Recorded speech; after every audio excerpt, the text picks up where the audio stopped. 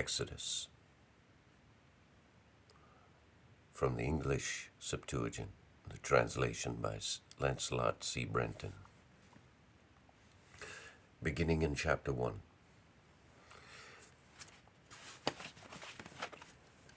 These are the names of the sons of Israel that came into Egypt together with Jacob, their father. They came in each with their whole family: Reuben, Simeon, Levi, Judas, Issachar, Zebulun, Benjamin, Dan, Nephthalim, Gad, and Asher. But Joseph was in Egypt. And all the souls born of Jacob were 75. And Joseph died, and all his brethren, and all that generation. And the children of Israel increased and multiplied, and became numerous, and grew exceedingly strong. And the land multiplied them.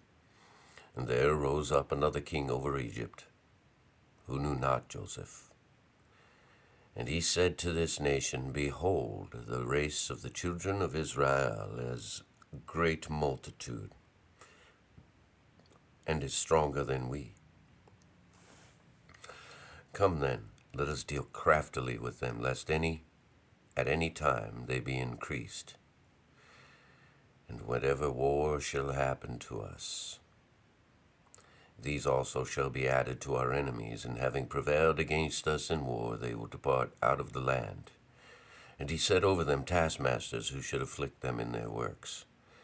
And they built strong cities for Pharaoh, both Pitho and Ramesses, and on which is Heliopolis. But as they humbled them, by so much they multiplied, and grew exceedingly strong. Kind of makes me think of the persecutions and how the church grew. These guys were persecuted and they grew. The church persecuted and it grew. Kind of had the opposite effect.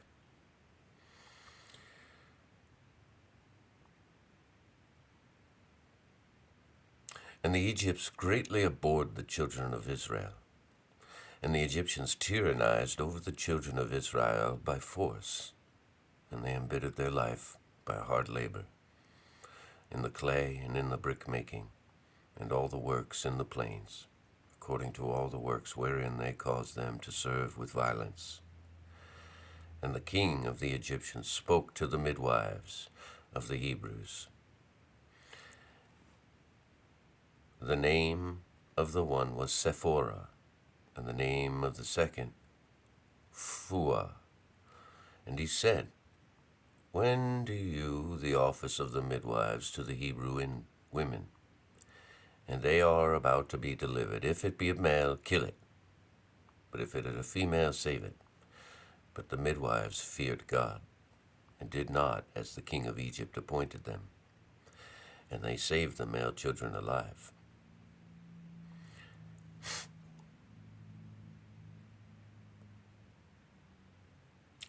And the king of Egypt called the midwives and said to them, Why is it that you have done this thing and saved the male children alive? And the midwives said to Pharaoh, The Hebrew women are not as the women of Egypt, for they are delivered before the midwives even get to them. So they bore children, and God did well to the midwives. And the people multiplied and grew very strong. See, they lied. Wow, they lied, and God blessed them for it, because they lied for the right reason. It's like lying during World War II, if you were harboring a Jewish person and the Nazis showed up at your door and said, Are there any Nazis here? And you said, No. God would honor that. Or if David, eating the showbread, which he was not supposed to eat, only the priests were allowed to eat it. Some people have their head buried so far up in the sand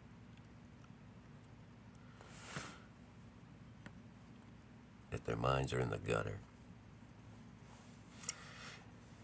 And the midwives fear God. They established for themselves families, and the Pharaoh charged all his people, saying, Whatever male child shall be born to the Hebrews, cast into the river, and every female save it alive. And there was a certain man of the tribe of Levi. Levi is actually how it would be pronounced, especially in the Greek, Levi, who took as a wife one of the daughters of Levi. And she conceived and bore a male child, and having seen that he was fair, they hid him 3 months. And when they could no longer hide him, his mother took him an ark and besmeared it with bitumen, and cast the child into it, and put it in the ooze by the river. And his sister was watching from a distance to learn what would happen to him. And the daughter of Pharaoh came down to the river to bathe, and her maids walked by the river's side. And having seen the ark in the ooze, she sent her maid, and took it up, and having opened it, she sees the babe weeping in the ark.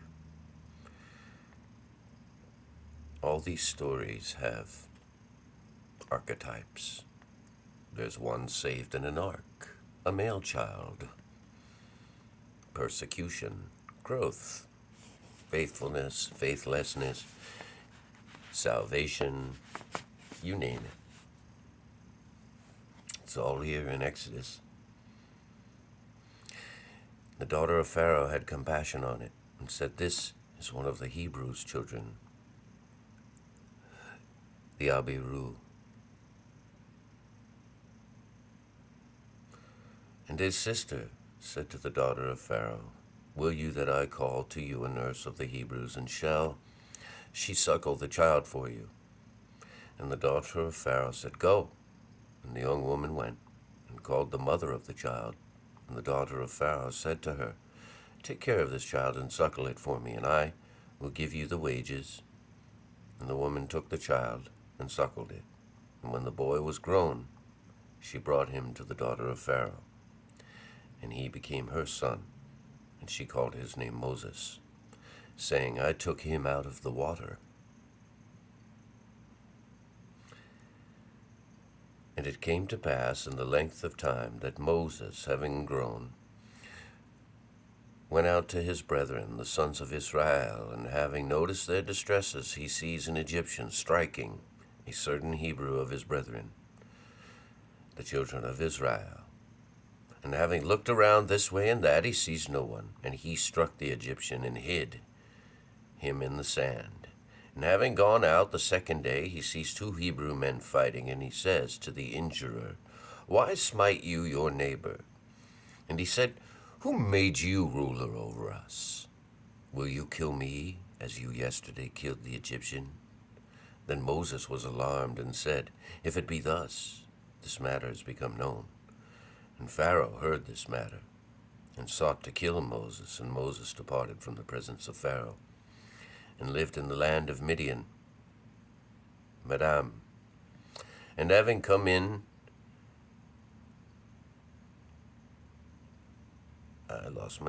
And having come into the land of Madian, or Midian, he sat on the well, and the priest of Madian had 7 daughters feeding the flock of their father Jothor or Jethro. And they came and drew near until they filled their pitchers. They even have 7 daughters. Look at all the archetypes in here. It's amazing. Their pitchers to water the flock of their father, Jothor. And the shepherds came and were driving them away, and Moses rose up and rescued them, and drew water for them, and watered their sheep. And they came to Raguel their father. And he said to them, "Why have you come so quickly today?" And they said, "An Egyptian delivered us from the shepherds, and drew water for us, and watered our sheep." And he said to his daughters, "And where is he? And why have you left the man? Call him, therefore, that he may eat bread." And Moses was established with the man, and he gave Sephora, his daughter, to Moses to wife. And the woman conceived and bore a son. And Moses called his name Gershom, saying, I am a sojourner in a strange land. And there again is another archetype, because indeed I am. And in those days, after a length of time, the king of Egypt died, and the children of Israel groaned because of their tasks, and cried, and their cry, because of their tasks, went up to God. And God heard their groanings, and God remembered his covenant made with Abraham, and Isaac, and Jacob. And God looked down upon the children of Israel, and was made known to them. That's the end of chapter 2.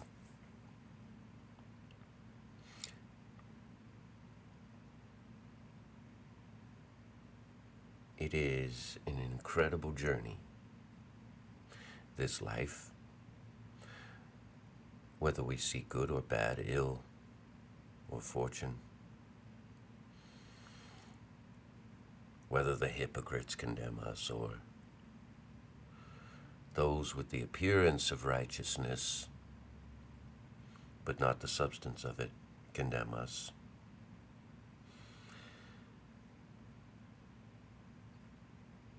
Whether brothers in truth accuse us because they foolishly think they have wisdom or knowledge that they don't have, or belittle us because they think they're so much more intelligent, I tell you, it is an amazing journey. And just to read the book of Exodus, you see the archetypes, the patterns being repeated. Same in Genesis.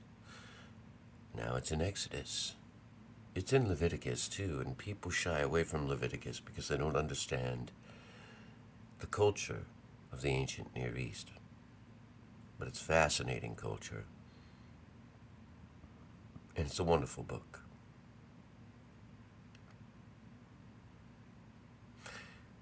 And what Christ did for us in his resurrection was save us, because if he be not resurrected, then we be still in our sins. Keep focusing on his death alone without the resurrection. Well, let's just put it this way. My God is alive,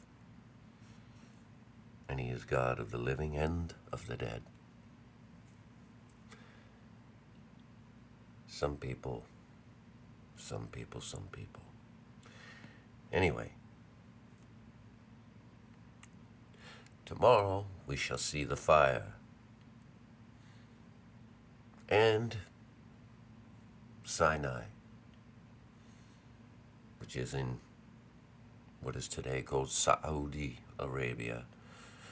It's in Arabia, and all the evidence is there. It's along with Elijah's cave is there, on the same mountain that God descended upon, where the children of Egypt rose up and played. Naughty children. But God is a redeemer. You are not your own. You are bought with a price. Blessed is that man whom God finds waiting, as he should be, for his master to return. And blessed is that woman whose lamp burns bright. Woe is that man who is a teacher of God's people, but a hypocrite. Woe is him indeed. Godspeed, everybody.